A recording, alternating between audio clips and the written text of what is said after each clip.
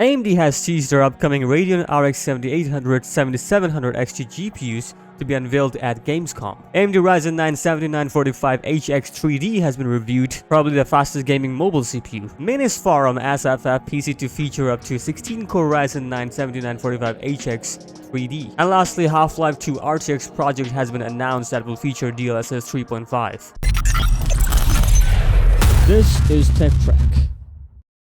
Alright, so firstly we have at the Club 386 just tweeted this, and as you can see, this is the Azra Gamescom booth. Basically the Azra Gamescom booth, we're looking at these three RDNA 3 GPUs that have been covered, which will be launching at 26th of August, or showcasing at the 26th of August, because we don't know, as probably in the Gamescom booth we are looking at here. And well, there are no prizes for guessing at this, but I'm probably thinking that is the 7800X 3 XT and the 7700 XT, but we don't know for sure. But the thing is, there are three cards, so basically it is not only just two, there are another model. I'm guessing it's the first one might be the 7800 XT, and the second one might be the 7800 non-XT, and the third one should be the 7700 XT, but I could be wrong. There could be another 7700 model, but the 6700 was launched way later, so I'm guessing that they are probably launching the 7700 XT here, and the other two, which is 7800 and the 7800 XT. So quite interesting to see that there will be three cards from the Navi 32 or 33 SKU. That could be the case here, but we'll see about that. But for now, we just have to wait for the Gamescom at August 22. Next up, we have a review from Notebook Check, and they have reviewed the Ryzen 9 7945HX 3D processor, the Zen 4 mobile processor, and they're coding this as the fastest mobile gaming processor thanks to 3D V-Cache. So let's look into it if that is the truth or not. So if you look closely here, this is the specs for the Ryzen 9 7945HX 3D that will coming with 16 cores and 32 threads, and it is boosting up to 5.4 GHz with the 3D V-Cache size of 144 megabytes. So it's a lot of 3D V-Cache, that's for sure. And the TDP, we're looking at 55 plus watts. So that is quite decent. And of course, the 3D V-Cache chiplet technology that has been added, so that kind of makes sense why it is the best gaming mobile chip, so we'll see about that. As for the test system, we're looking at the Asus ROG Strix Scar 17X3D. So basically that's the laptop they're testing here. And if you look into some single core performance here, we're looking at the CPU performance rating as a percentage, which is this R23 single core test. And we're looking at the AMD Ryzen 9 7945X3D with 96 points. We're not looking at the exact score of the Cinebench R23. They are using this point marking, or I should say percentile. So if you compare the AMD Ryzen 9 7945HX, which is the non-X3D model, we're looking at only 1% lead for the AMD Ryzen 9 45X3D, which is not a huge gain. It's kind of disappointing in this case, but still there are other tests to look into. As for, you can see the Intel Core i9 3980HX is still up in the sky there, which is 3% in lead compared to the AMD Ryzen 9 7945X3D. Still not a huge lead. Now if you look into the multi-core performance for the AMD Ryzen 9 7945HX 3D and the Cinebench R23 multi-core test, we're looking at this kind of score.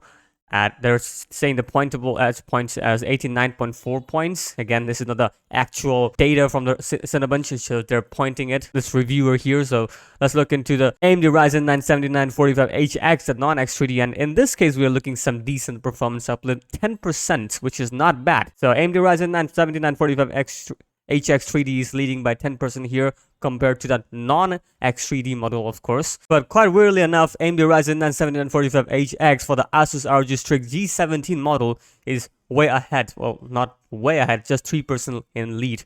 So it kind of depends on the laptop itself. But as for this particular laptop, the Asus ROG Strix Scar 17, it's leading by 10% compared to the Asus ROG Strix G17, so not bad. As for the power consumption for the multi-core test, we're looking at AMD Ryzen 9 7945HX 3D for 2207 points per watt. Again, they're using the points, not exactly the wattage here, so keep that in mind. But if you look into that Asus ROG Strix G17 model for the AMD Ryzen 9 7945HX non-X3D, of course, we're looking at 191 points. So again, at 8% lead here. So, or I shouldn't say 8% lead, it's a 8% more power consumption. So in this case, they're consuming a little bit more power, but also delivering more output. So kind of fair. Now let's look into some gaming performance here, and that's the Witcher 3 at 1080p ultra graphics settings. And if you look closely here, the Asus ROG Strix Scar is getting around 207 FPS. And when you look into the Asus ROG Strix Scar 17, which is carrying the Ryzen 9 7945HX, is getting 203. So again, there's like 2%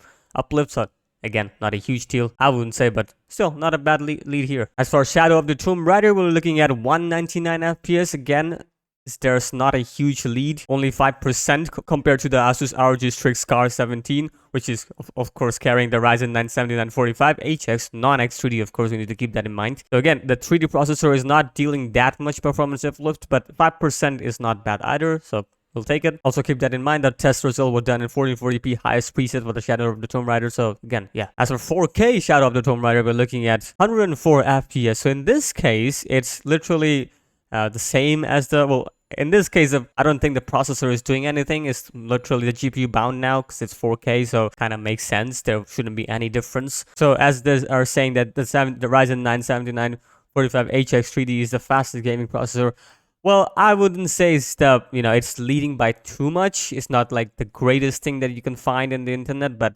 or you can buy whatever you wanna buy, but it's not really a crazy processor we're looking at. It's faster for sure, but I wouldn't say it's something to really spend the money for, right? So your choice. Next up, we have something interesting here. The Minisforum PC has acted this here. As you can see, this is a very small PC we're looking at here, and it's containing the Ryzen 9 7945X HX3D, which is strange. They're using the mobile processor for a full-fledged PC, which is, again, you can do that. There's no restriction, but they're doing that. It's really interesting. You could call that a mini PC like the Intel Nook, but in this case, they're using a mobile processor for this one. So as you can see, this is the motherboard we're looking at here with the cooling system and everything.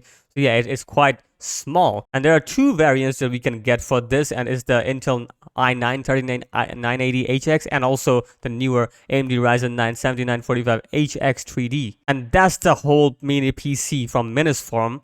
We're looking at this. It's quite compact, so I kind of like it. We have the I/O, nothing much. Is that there's a Type-C connection, and of course USB 3.0 or 3.2, we don't know, but yeah. And there's some good ventilation we're looking at here, even though this is a mini PC, so it's not gonna get that hot, but still it would, because it's a Ryzen 9 7945HX 3D processor, so should be getting heated up, but I guess the ventilation would help it properly. And lastly, we have an announcement from NVIDIA here. They're saying that they're announcing the Half-Life 2 RTX, an RTX remix project built by the community. Basically, the community of Half-Life 2 is working on a remix project, RTX remix, of course, for the Half-Life 2. So that's quite interesting. They're literally making it a ray trace version of that game. If you look closely here, they have compared these two, and as you can see, this is the RTX off variant, which is, again, this is the actual game. But in the remix version, we have completely different scenario here. They have also improved the textures and everything,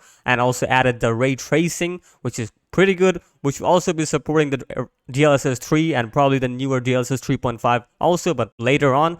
But still, they're supporting DLSS 3 and ray tracing at the same time, which is great. As you can see, this scene here is completely different when you enable RTX, and that is crazy. To look at the lightning and the color just popping off, and even the models have changed because, as I said, this is a remix version of the Half-Life 2 game, so that's a huge improvement. And you can find more detailed picture right here. Look at that. It's quite blurry. Even that keyboard is quite blurry, but if you look into the newer version, it's completely different. Absolutely. And especially the lightning effect is just amazing. And this is another enemy we're looking at from the game, which is a classic game, of course, a 20-year-old game, which is obviously won't gonna look that great, but still, using the ray tracing, it looks completely brand new, and well, it looks pretty decent. And that's the white shot we're looking at here, and yes, look at that. It's a complete night and day difference. Look at the lightning effect and the shadow quality here. Ray tracing does make the game look even better.